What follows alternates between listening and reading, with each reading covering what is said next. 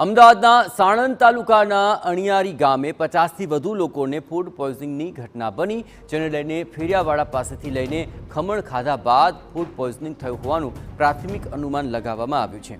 જેમાં સાણંદ સરકારી હોસ્પિટલમાં 12 બાળકો સહિત 23 લોકોને એડમિટ કરવામાં આવ્યા, જ્યારે કે અન્ય અસરગ્રસ્તોને બાવળા આરોગ્ય કેન્દ્ર અને અમુકને અણિયારી ગામમાં જ સારવાર આપવામાં આવી। हाल सारवार लई रहेला तमाम दर्दीओनी हालत स्थिर है। समग्र घटनाने लईने जिल्ला आरोग्य विभाग और साणंद तालुका आरोग्य विभागनी टीमोए अणियारी गाम पहोंचीने डोर टू डोर सर्वेनी कामगीरी शरू करी है।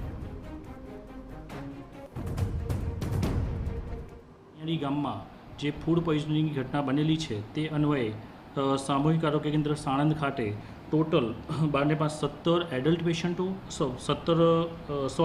12 पेशंट पीडियाट्रिक्स है तथा टोटल 9 पेशंट एडल्ट आवेला है। अत्यारे हाल में तमाम बाळको अने तमाम पेशंटों है स्टेबल है, भयनी बहार है तथा तमाम लोगों ने ORS आपी देवामां आवेला है। डिहाइड्रेशन थयुं छे तेना माटे बाटला आपी देवामां आवेला है।